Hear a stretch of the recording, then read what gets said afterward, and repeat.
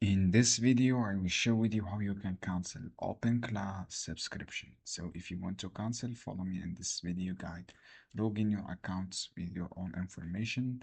You will see this page. From this page, go to billing information. As you can see here, from the billing, you have this option, cancel anytime. So you can cancel your plan. If you have premium, you will see cancel from here. Premium subscription, you can cancel easily without any problem. Just go to billing portal and then click cancel from this section. So you can go to ticket also if you have any problem with your subscription. Your ticket, click new ticket. From the title, choose cancel plan. As you can see, connection, click billing. From the description, right, I want to cancel my subscription here.